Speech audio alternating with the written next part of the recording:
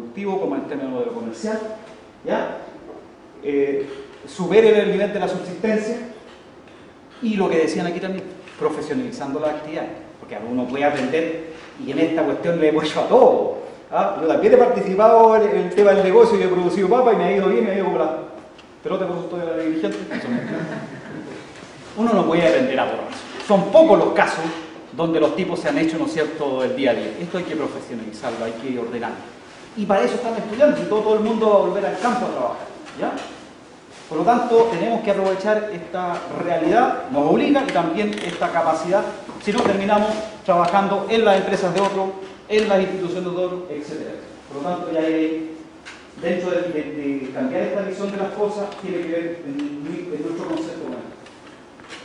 Pero también hay elementos más macro, porque podemos promocionar esta idea del emprendimiento, lo empresarial y pensar en nuestras propias iniciativas, pero va a pasar mucho tiempo. La mayoría de los procesos económicos tienen que ver también con cuestiones institucionales, con cuestiones ya con estructura.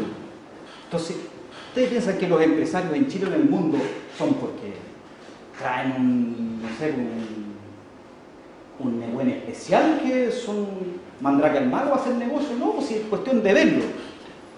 Para que hoy día los salmoneros en Chile, la única parte en el mundo donde por un lado son neoliberales para ganar plata, pero por ley le entregaron las concesiones, que termina en 2012, ¿ya?, para explotar pagando una mínima, un mínimo tributo por el uso del recurso costero, ¿ya?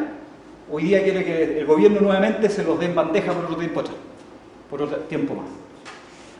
Hay luchas políticas que dar, como lo han dado otros pueblos, donde han conseguido generar instrumentos legales o políticos que le permitan abordar el tema de lo económico.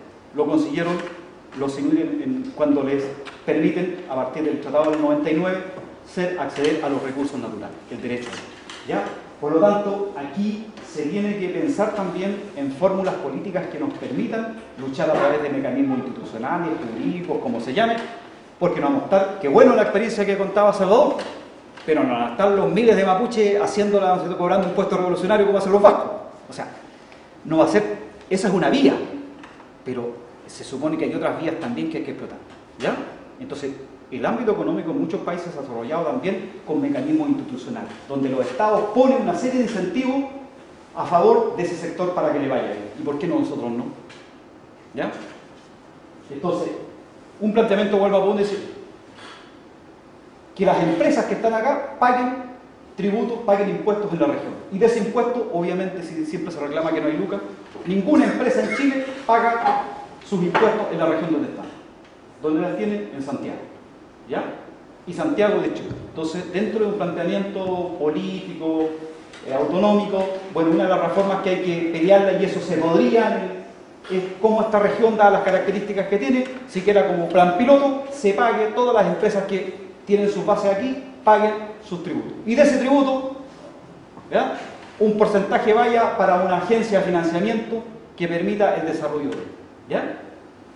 Eso políticamente se ha hecho en otros lados, y por qué nosotros si somos... A ver, los Sami en Noruega son 60.000. Los Inuit en el Ártico en Canadá son 30.000. Los groenlandeses no son más de 50.000. Y tienen parlamento propio, tienen estructuras políticas y tienen mecanismos institucionales y políticos que le han permitido el disfrute o la oportunidad al menos para explotar riquezas económicas que no las tenían. ¿Cómo lo lograron? A través de la lucha social. Los Inuit en Canadá tuvieron la posibilidad de pensar en la independencia. Los viejos fueron sabios y le dijeron a los jóvenes: no, amigos, que no estamos preparados, quedemos todavía dentro del contexto, pero exigiendo el derecho, por ejemplo, a los recursos naturales y su explotación de esos beneficios. Y la coparticipación en la explotación y los beneficios de la actividad económica. Así como Esteban decía, realmente cuesta decir algunas cuestiones porque puede que la gente te acuse de, no importa, en total ya puedo. Lo planteo en la siguiente perspectiva. Al bypass le dijimos que no, o la gente mapuche dijo que no, pasó. A la Ralco se le dijo que no, se luchó, pasó. Al aeropuerto se le dijo que no, va a pasar sí o sí. A las de SN Pago y todo. Lamentablemente no tenemos la capacidad como para decirles que no y mandar a la cresta y transformar el modelo capitalista, porque a ratos también se dice, no, hay que transformar el modelo capitalista.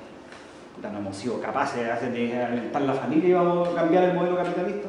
No digo que hay que renunciar a eso, pero ¿cómo actuamos con cierto nivel de, no sé, de realismo? ¿A qué voy?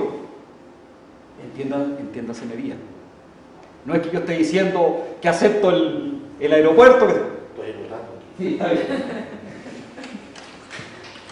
Pero en otras partes del mundo, cuando han habido procesos de negociación, las comunidades locales les han dicho, ¿sabe qué? Aceptamos esta iniciativa, esta empresa, bajo dos condiciones. Que respete todas las normas técnicas y políticas, ambientales, lo que quiera, o sea, que sea un proyecto INPEC, tecnológicamente se puede. ¿Ya? Porque lo han hecho esas mismas empresas que construyen aquí, han hecho esas mismas inversiones allá, y donde las leyes y la capacidad ciudadana es tal que les obliga a respetar. Y segundo, yo quiero coparticipar de los beneficios. Entonces, le escuché en algún momento y se lo quería preguntar a Reyes, pero bueno, porque ellos siempre se sabe que el proyecto del aeropuerto no puede ir porque no se han respetado las normas técnicas, ambientales, culturales. Otro gallo más viejo le dijo, ¿sabe qué más? Es posible que se las vayan a respetar. Si hay que ponerle 100 millones de dólares más al aeropuerto, es probable que se lo hagan INPEC. Pero no plantearon nada más. Y imaginen que hubieran respetado todo eso. Ahí estamos, el proyecto INPEC que no le destroza ningún... Es más, los aviones, ya van a salir esos aviones que no meten ruido, por lo tanto no le va a complicar el día del billete. Y pueden hacer la mejor inversión y usted va a quedar mirando igual. Podríamos pensar, lo planteo como un desafío, así nos va a ocurrir porque en 20, 30 años más no vamos a tener ni un recurso más disponible que la pura posibilidad de discutir algo, coparticipar de los beneficios.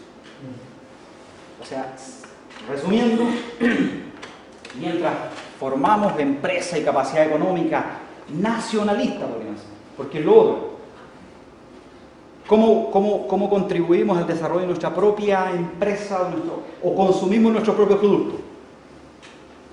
Salvo la ñañita que viene del extranjero y unos pocos más, pocos usan ropa étnica. O sea, un principio del nacionalismo dice consumir lo propio. ¿Ya? Entonces, si no va de la mano la conciencia política, pero la base material, y a su vez la base material con el elemento político, todo lo demás va a ser bonito discurso, podemos estar, y los voluntarismos, etcétera, etcétera, va a pasar el tiempo. Entonces, una vuelta un poco desordenada que le he dado a este tema, pero que recoge, o sea, reflexionar un poco. Las iniciativas que aquí se han dado son fundamentales, pero son insuficientes. Los planteamientos políticos sin abordar, al menos en teoría, y luego propiciar procesos de construcción en el ámbito material, se van a quedar en el discurso, ¿ya? Y por lo tanto, y para cerrar, nuevamente se felicita, se agradece este pequeño espacio porque no es muy común.